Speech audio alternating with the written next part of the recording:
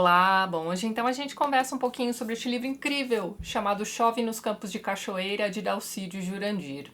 Este é um romance de 1941 e é um romance da juventude deste autor paraense. Ele começa a escrever este livro ali por volta de seus 20 anos, leva cerca de uma década até deixá-lo do jeito que ele queria, mas ele só consegue publicar este livro cerca de 10 anos depois, em 41, como eu já tinha dito para vocês. A história do romance se passa ali pelos anos 20, ou talvez até um pouquinho antes disso. Ali na página 60 nós temos um personagem que vai comentar o destino de Nicolau II, né, o último czar da Rússia. Um rapaz chamado Ezequias, ó, ele vai dizer isso aqui, ó. Enfim, os aliados não acabam com aquele comunismo na Rússia? Teriam morto mesmo Nicolau II? Pobre família imperial. Então você vê, apesar deste personagem acompanhar, né, o que está acontecendo no mundo, ele não tem certeza se algumas coisas que chegaram até ele foram verdadeiras, né, mas enfim. A sina dos Romanov é comentada aqui também ao longo deste livro por outros personagens além do Ezequias. E aí você vê, né, que até um autor comunista como Dalcídio, né, que chegou a ser preso aí mais de uma vez, inclusive, né, por conta aí do seu partido, se compadecia do que aconteceu com a família do último czar. Ou pelo menos colocou isso na boca deste personagem Ezequias, que é uma figura interessante aqui neste livro. Então, olha só, este rapaz tinha sífilis e ele comparava a sua sífilis ao bolchevismo. Página 262, ó, qualquer remédio novo que aparecesse, Ezequias comprava logo para debelar o flagelo da humanidade, está entre aspas. Só um flagelo se parecia igual a sífilis, era o bolchevismo na Rússia. Então, e um outro detalhe que coloca este romance nos anos 20 é, se não me engano, esse próprio personagem que tem uma esperança danada na chegada da Ford no Pará. Então, salvo engano, e aí eu peço a ajuda aí dos meus amigos paraenses para saber se isso aí tá certo ou não. Bem, salvo engano, a Ford chega a instalar uma estação de extração de borracha no Pará nos anos 20. Mas é isso, eu achei curioso ele colocar um discurso anti-bolchevismo aqui na boca de um personagem que está em estado avançado de sífilis, não é mesmo? Mas estou aqui me adiantando, de volta ao autor. Dalcídio Jurandir foi, então, um grande autor paraense, nascido ali no comecinho do século passado. Ele nasceu em 1909 e faleceu em 1979. Observe que até a vida do próprio autor é um ciclo redondinho. Como escritor, ele dedicou praticamente a vida inteira a escrever os 10 romances que compõem o ciclo do Extremo Norte, que eu não conhecia. Eu vinha tomar conhecimento da obra de Dalcídio Jurandir por intermédio do Renan, que também tem canal aqui no YouTube. Vou deixar todos os links na descrição do vídeo. Renan também é paraense, um grande admirador aí de Dalcídio Jurandir, e ele me presenteou com 6 volumes, né? 6 dos 10 volumes que compõem aí este ciclo do Extremo Norte, que já foram republicados, também por uma editora paraense chamada Parágrafo. Também vai ter link na descrição do vídeo. Mas então, estes livros foram publicados através de financiamento coletivo, ó. Inclusive, esta minha edição aqui, ó, que eu ganhei do Renan, traz ali ao final do livro a lista completa com os nomes ali de todas as pessoas que colaboraram com essa campanha de republicação dos livros. Então já deixo aqui meu agradecimento a todos vocês também, não só ao Renan que me enviou o livro. Mas é isso, eu estive no Pará em 2016 ou 2017, já faz um tempinho. Fui muito bem recebida, aliás. Então já deixo aqui meu abraço a todo o pessoal de lá também. E aproveito também para parabenizá-los pelo grande autor, né, que veio do Pará também. Então, o Dalcídio Jurandir nasce numa vila, eu anotei o nome da vila, chamada Ponta de Pedras, fica na ilha de Marajó. Mas logo a família se muda para Cachoeira, que hoje em dia é chamada de Cachoeira do Arari. E é o cenário, pelo menos, do primeiro romance aqui do ciclo do Extremo Norte, que é o Chove nos Campos de Cachoeira. Fala a verdade, só o título já é bonito pra caramba. Então, este aqui é o primeiro volume do ciclo, e logo aqui no preâmbulo do livro nós já temos a seguinte informação, ó. Chove nos Campos de Cachoeira é o primeiro volume dos 10 que integram o chamado Ciclo do Extremo Norte, série que conta a saga do menino Alfredo nas terras de Marajó e Belém do Pará, retratando de modo único a linguagem, os costumes, paisagens e cultura do povo amazônico. Então, o Alfredo aqui neste livro é uma criança ainda, né, mas que está passando pelo estirão. Então, eu imagino que ele tem ali por volta de seus 9, 10, 11, 12 anos. Eu vou ler só um trechinho aqui do início do romance, para vocês terem um gostinho de como é bonita a escrita do Dalcídio Jurandir. Então, o primeiro capítulo se intitula A Noite Vem dos Campos Queimados. E aí nós temos ali, ó. Voltou muito cansado. Os campos o levaram para longe. O o caroço de Tucumã o levara também. Aquele caroço que soubera escolher entre muitos do tanque embaixo do chalé. Quando voltou, já era bem tarde. A tarde sem chuva em Cachoeira lhe dá um desejo de se embrulhar na rede e ficar sossegado, como quem está feliz por esperar a morte. Os campos não voltaram com ele, nem as nuvens, nem os passarinhos, e os desejos de Alfredo caíram no campo como borboletas mortas. Mais para longe, já eram os campos queimados, a terra preta do fogo, e os gaviões caçavam no ar os passarinhos tontos. E a tarde parecia inocente, diluída num sossego humilde, e descia sobre os campos queimados como se o consolasse. Então, é neste ambiente que vai se desenvolver a história aqui deste livro. Perceba que no início do livro ainda não está chovendo, mas vai chover e vai chover até o final, até a última página.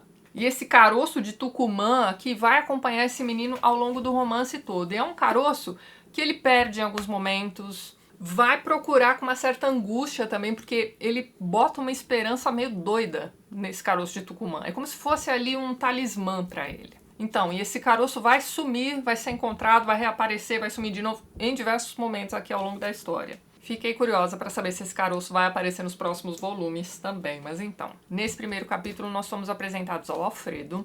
Este menino caiu num poço certa vez e as feridas dessa queda ainda o acompanham. São feridas que não cicatrizam, elas não saram. Então você tem a mãe sempre cuidando das feridas deste filho. Foi a mãe quem salvou o filho da queda do poço. Essa mesma mãe perdeu um filho anteriormente que morreu afogado. Será que foi no mesmo poço? Bem, a questão é que essa história já é contada para você logo no primeiro capítulo e eu já fiquei com a impressão de que este livro seria essa tristeza imensa dessa mãe que perdeu o filho, a criança com as feridas que não saram, o livro todo. Mas não. A partir do segundo capítulo, a gente passa a acompanhar o irmão mais velho do Alfredo, bem mais velho, aliás, ele tem lá por volta de seus 40 anos, que é um rapaz chamado Eutanásio.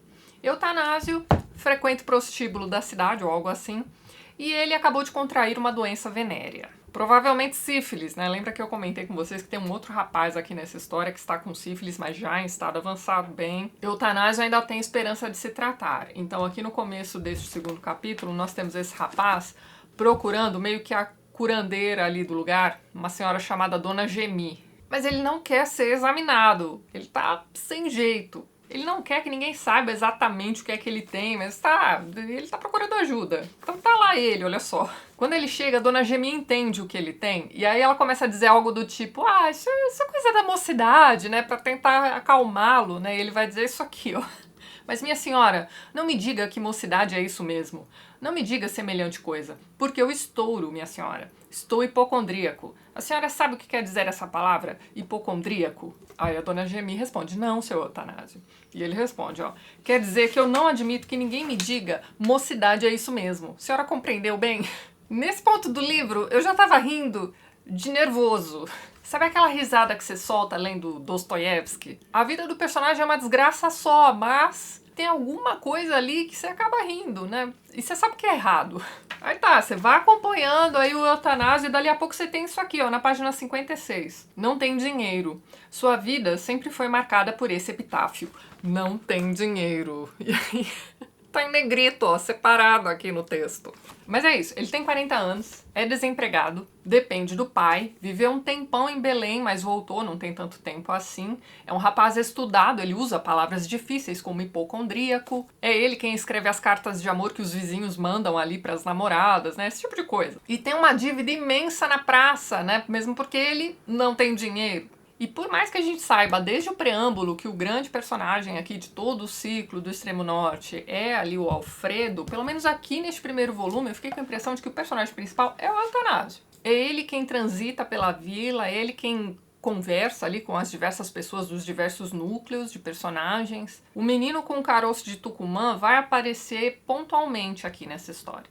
E o sonho desse menino é ir para Belém, né? Ele quer estudar em Belém, né? Um dia ele viu uma propaganda de um colégio particular de Belém, né? Uma fotografia ali dos alunos e tudo mais, então ele sonha em estudar naquela escola. E enquanto isso nós temos esse irmão mais velho que viveu em Belém, teve a oportunidade que o Alfredo quer ter também, mas voltou para Cachoeira, tá lá doente, mas não se trata, é apaixonado por uma moça chamada Irene, que só o provoca toda a vida. Irene teve um namorado que a engravidou e sumiu. Então aqui no início deste livro ela está grávida, mas ele ainda tem esperança. Nessa vizinhança tem uma figura bem interessante também, uma moça chamada Lucila, que foi ama de leite do Alfredo, e ela é muito apegada a esse menino. Ela vive pedindo pra Dona Amélia, que é a mãe do Alfredo, que ela crie o menino, sabe? Tipo, pegar o bebê pra si e cuidar. Bom, ela quer o Alfredo pra si, só que ela já notou que o menino já tá crescido demais. Mesmo assim, ela passa o livro inteiro incomodando Dona Amélia.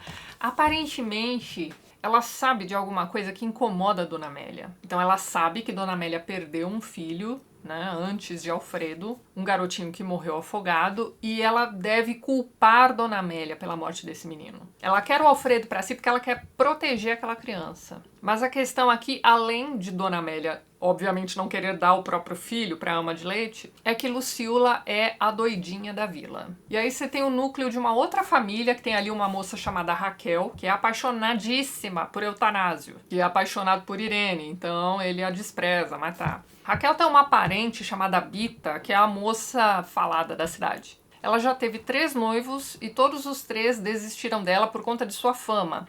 Fama criada pelos próprios noivos, ao que tudo indica. E aqui neste livro, o terceiro acaba de abandoná-la. E aí as moças dessa família querem que o Cristino, que é o único irmão delas, né, a família é grande, só tem esse rapaz, então, querem que o Cristino resolva, né, a situação. Vá lá, dá uma surra nesse noivo aí. É sempre isso que ele faz, né? Então, a cada noivo que devolve a noiva, né, a irmã, ele precisa ir lá tomar satisfações. Só que dessa vez, ele não quer fazer isso porque o noivo que acabou de deixar Bita é um matador. Então ele tá lá dizendo, olha só, toda vez é isso, eu tenho que ir lá tomar satisfação, não vou. E aí começa uma briga horrorosa naquela família. Mas é briga mesmo, né? Eu imaginei, sabe aquelas brigas de desenho animado? Fica só aquela confusão de perna, braço, soco e uma poeira em volta. Pois é, mais ou menos isso que você vai ler aqui, mas então. E a família deles, né, do Alfredo e do Eutanásio, é o seguinte. Você tem o pai, os 2 são filhos do Major Alberto, o Eutanásio e mais uma moça chamada Marialva, se não me engano, são filhos do primeiro casamento do Major. A mãe morre e ele se junta com Dona Amélia. Portanto, Alfredo é meio-irmão de Eutanásio e de Marialva, é filho de Dona Amélia. Muito bem. O Major e Dona Amélia são muito falados na cidade, primeiro pela sua condição, né, os 2 não são casados, e também porque o Major é um rapaz branco e Dona Amélia é uma moça negra. E aí nós temos também a questão de que a Marialva, né, a irmã do Eutanásio e meia-irmã de Alfredo, é uma moça cega. Então aqui neste romance você vai acompanhando as histórias destes núcleos familiares ali de Cachoeira, você vai acompanhando como eles se entrelaçam, né, como é que eles se conhecem, como as tragédias particulares de cada uma dessas famílias vai chegando aos ouvidos dos demais, como a situação na Rússia chega também e preocupa determinados personagens ali dentro de Cachoeira também. Não só o Ezequias, tem também aqui o Dr. Campos, que é um rapaz que também escreve para o jornalzinho ali da vila. Então é um personagem que está sempre por dentro do estado de coisas e é o responsável por transmitir essas notícias do mundo, né, para os demais ali na vila de Cachoeira. E eu vou dizer uma coisa para vocês, foi bem interessante ter lido este livro pouco tempo depois de ter lido o Romance da Pedra do Reino, do Suassuna. Porque apesar de Dalcídio Jurandir não ter nada a ver ali com aquele movimento armorial, aqui você também tem uma obra erudita baseada nas raízes populares da nossa cultura. Então, alguns personagens aqui desta vila, como eu disse para vocês, estão antenados ali com o estado de coisas mundial, né? Eles também leem e fazem referências a outras obras da literatura.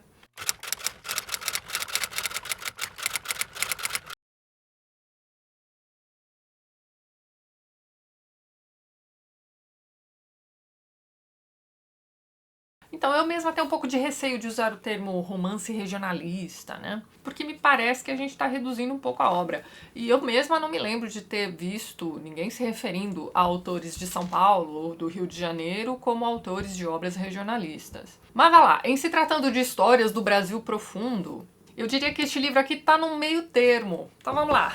Se de um lado a gente tem Vidas Secas e do outro você tem o Romance da Pedra do Reino, você tem ali o Chove nos Campos de Cachoeira no meio. Aqui você tem algumas tragédias pesadíssimas. Eu disse pra vocês que o livro começa de um jeito muito triste. Até você se sentir à vontade, assim, pra dar uma risadinha aqui e ali, vai levar um bom número de páginas. Mas apesar da linguagem bonita que Dalcídio usa aqui neste livro, você não tem as tragédias sendo descritas, como por exemplo lá a da cachorrinha baleia. Então sim, a prosa cheia de lirismo de Dalcídio Jurandir, principalmente para descrever ali o ambiente, os elementos da natureza que rodeiam aquelas pessoas, é tudo muito bonito mesmo. Mas intencionalmente ou não, você vai encontrar alívio cômico aqui neste livro. Tem um personagem aqui que adora colocar apelido nos outros. Mas aí é que tá, o alívio cômico que você encontra aqui não é tão escrachado, talvez, quanto o que você encontra lá no Romance da Pedra do Reino. Me parece um livro muito bem dosado. E o final deste livro, gente? O final, em meio à tragédia que é o final deste livro, você tem o Major Alberto, né, o pai ali dos meninos, né, dizendo o seguinte, olha só, reclamando da chuva, ó. Será que não para mesmo de chover? Que aguaceiro! Toda a noite será assim? Vamos amanhecer com a casa debaixo d'água. É o dilúvio. O dilúvio. O dilúvio. Alfredo, que ouvira, repete a palavra.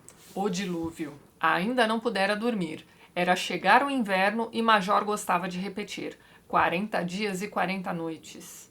E o velho Noé num pau d'água, minha senhora. Num pau d'água.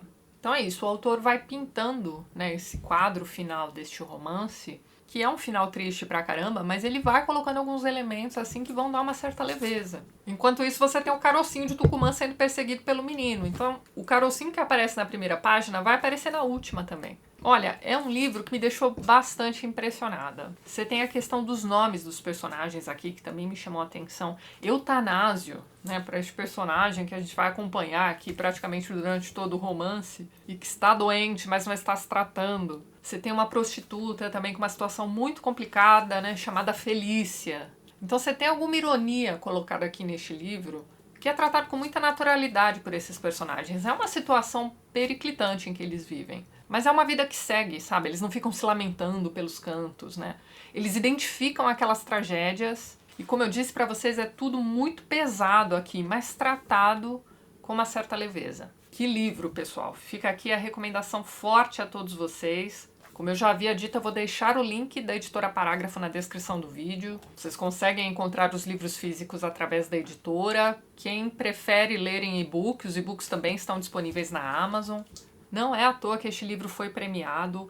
O autor foi apadrinhado, talvez a gente possa dizer, por Jorge Amado, que deu aí na época bastante força para que os livros dele fossem publicados. A Academia Brasileira de Letras também concedeu a ele, né, ao autor do livro, o prêmio mais importante, não é? Que é o Machado de Assis, é aquele prêmio pelo conjunto da obra. Com certeza esse autor merece ser mais conhecido, mais lido por vocês também.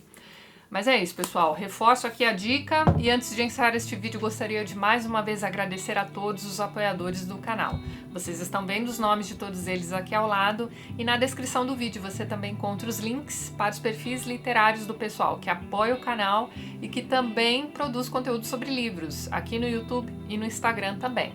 Caso você queira se tornar um apoiador do canal, dê uma olhadinha no primeiro link que eu vou deixar lá embaixo na descrição do vídeo.